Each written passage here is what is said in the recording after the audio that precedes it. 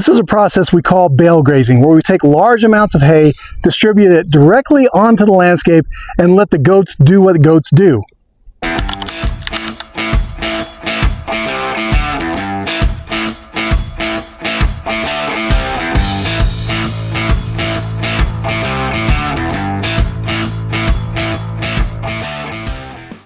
All right, folks, it's finally time. We're taking these goats down to our bale grazing project, and all of these goats are going to be there for probably about 6 weeks.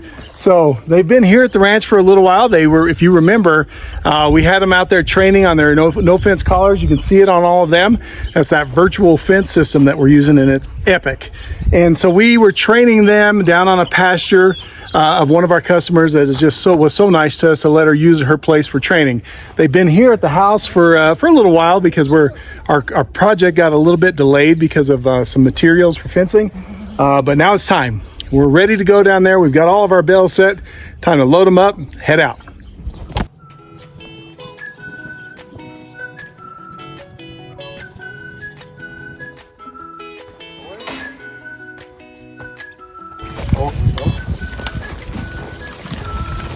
Go away, away.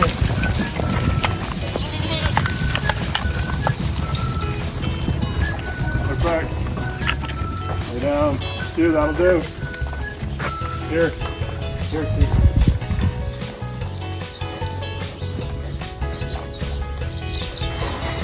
Right, Gus, come on. You gotta go too, buddy.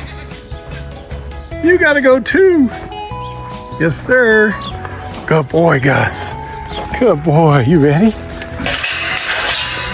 There you go. Good boy. Come here, buddy.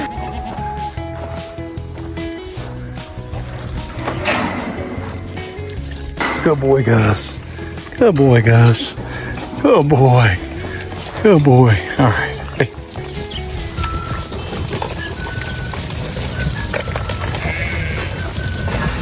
Down. Easy. Easy. Come on, Gus. And there goes Gus. Out.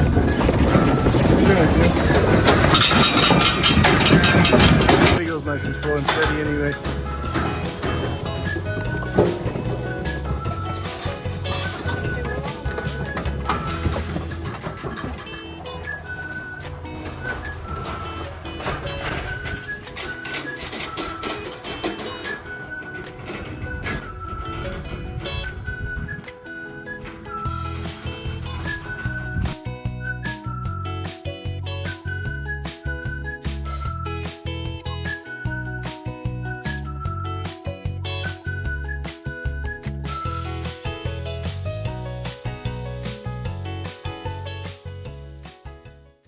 So before we let the goats out, they're just going through making sure all the collars are adjusted properly. Everybody's nice and snug. The chains are on the right way. All that.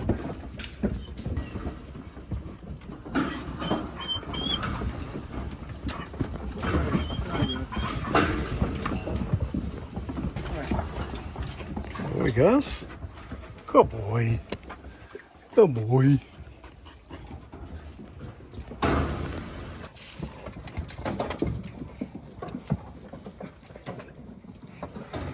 Job, Gus.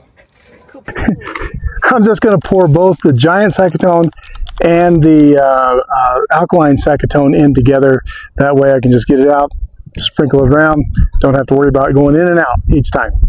Thinking smarter, not harder. Maybe. Okay, this one is the giant Saccatone.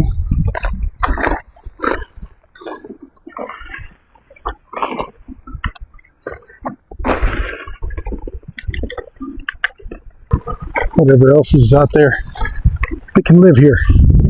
And look at this. Look how tiny these seeds are. They're just, I mean, there's almost nothing to it. Look at that. It's just this itty bitty thing. Just millions of them in there.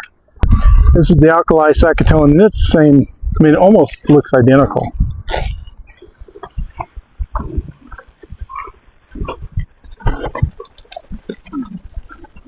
All right, once I got that, then I'm just going to mix them together.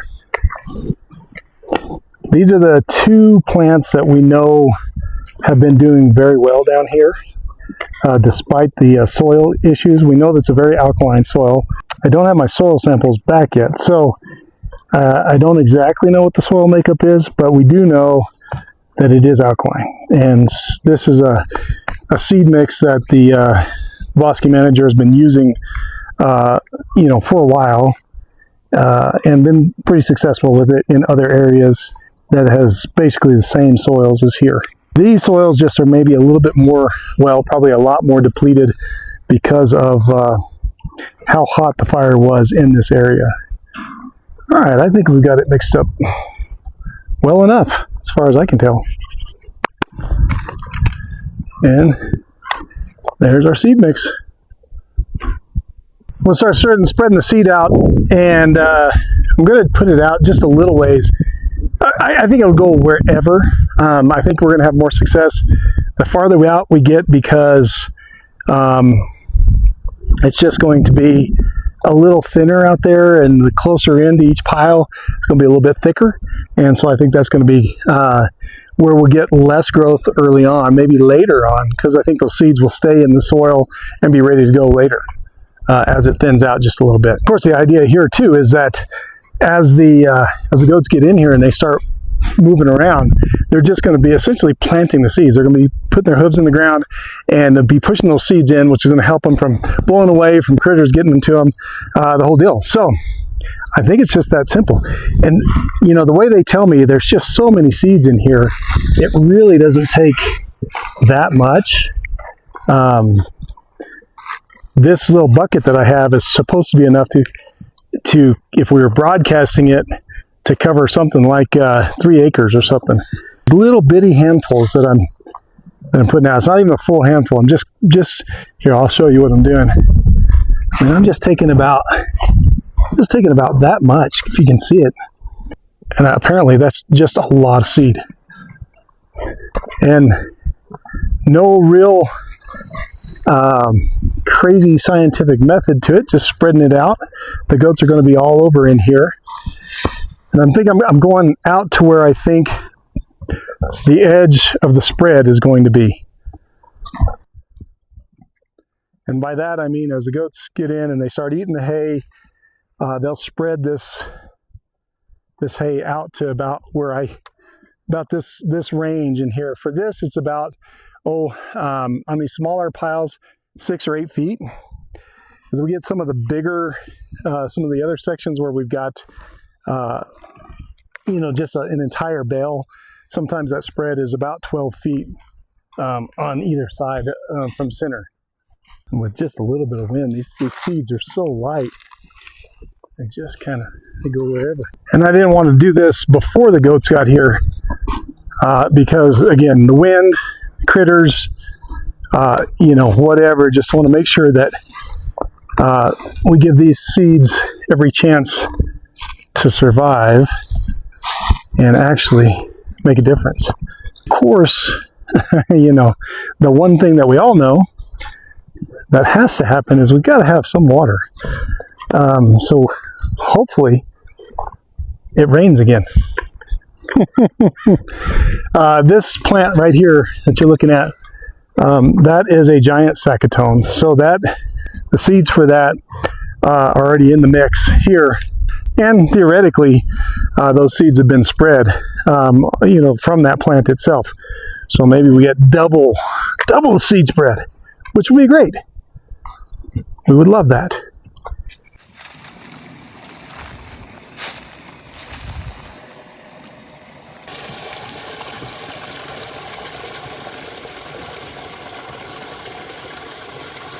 Okay, what we're doing right now is Abby's going to get the leash and collar on Gus, and she's going to take him around and look at all the boundaries. So she's going to take him out, show him where all the safe zone is, then take him and show him where the boundaries are, which is basically the fencing, which is, we planned that because we got barbed wire fence out here along the side, then we've got some electric fence on the other side, just so he knows there's a physical boundary, and he sees it, then he hears it, and then he knows he can't go past that. Now, he's trained to it already. He's very, very in tune to it.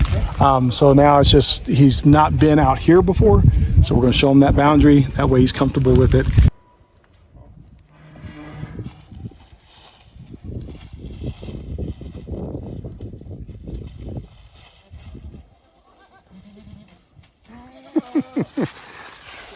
Perfect, Gus. Yeah, you got a lot of bushes out here, buddy. Yeah, hang in there. Conserve.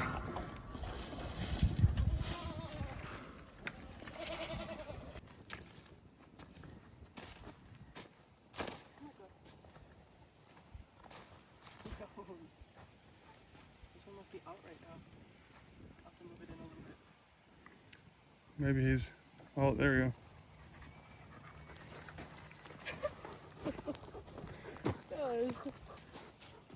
Come here, let's go find the rose's boundary.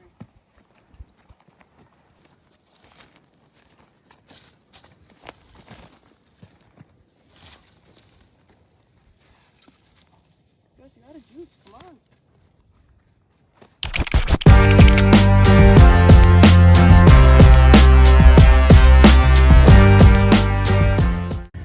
Yeah, I think we're good. Go for it. Stay. Let's go, goats! Come on, goats!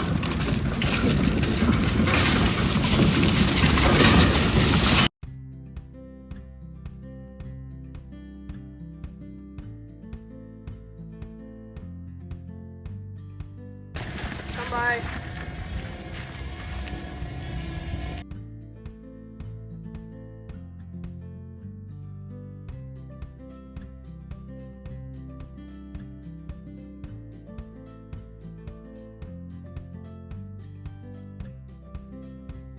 Let's go, goats! You lay down. Cue down, down.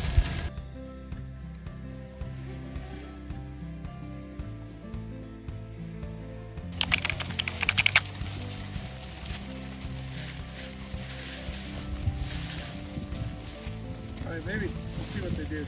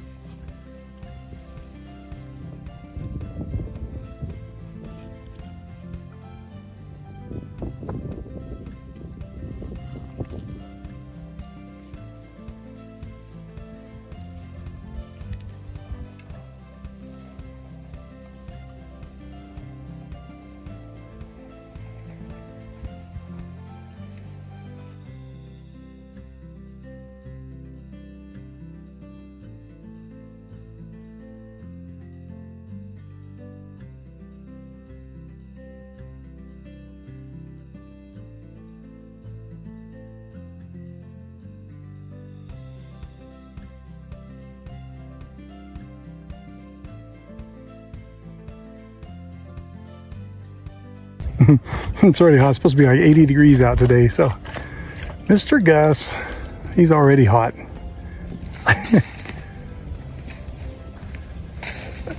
How's it feel, Gus? Good boy. Okay, just like the goats over there, Mr. Gus has one of these no fence GPS collars. And Gus has been training to it, just like the goats have, so he knows what it means. When he gets close to a virtual boundary, this is going to give him a signal. It's going to start beeping, and it's going to increase in intensity the closer he gets to that boundary. And then he knows that means that he better back away from it. Otherwise, he will get a little electrical pulse right there. And he doesn't like that. Neither do the goats. But they all know their boundaries. So the goats have their boundary. Gus has his boundary. And all of that keeps everybody where they're supposed to be. I can see all of that on my app at home, which is awesome. I can see what they're doing at any time. And I've got cameras out here. I can see what's happening. And if something does go wrong, I can watch what's going on. If for some reason the whole herd breaks and blows through the barrier, or Gus blows through the barrier, maybe he's chasing a coyote or something like that, it might shock them as they go through. but there's no penalty for him coming back. So if he does go through the barrier, the virtual barrier, he can come back without any penalty. It's not going to punish him coming back in. But I'll be able to see that also on my app, and it'll alert me. It'll tell me, hey, Gus is doing something. He's outside the boundary, or the goats are outside the boundary, and I know that, and I can respond accordingly. These collars are an incredible tool to be able to manage your herd from a distance. You don't have to be right here with them all the time. You can watch what's going on. You can see their movements. You can see on the app where every animal is, and it'll give you an alert whenever anything's going weird happening, and so you know how to respond to that. But most importantly, it keeps everybody where they're supposed to be. They all know their boundaries. They stay within it. Gus can be here with his goats, protecting them, and nobody's out wandering around.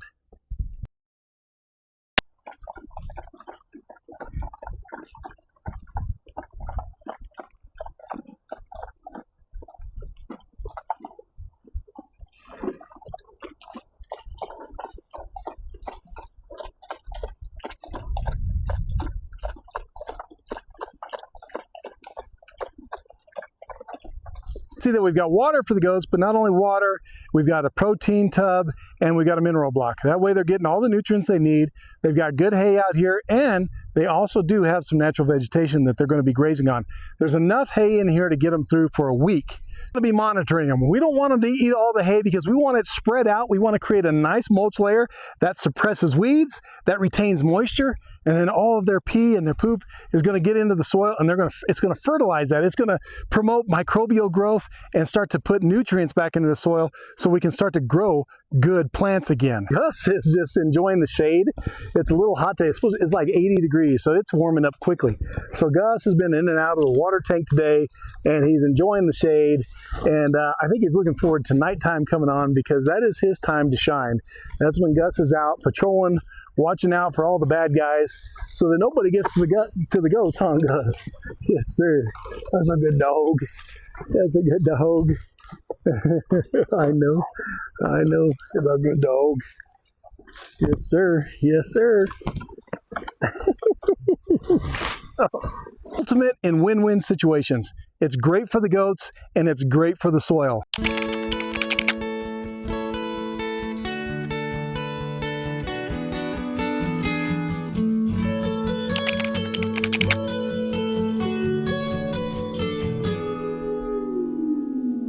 Here comes the sun, doo-doo-doo. Here comes the sun, and I say, it's alright.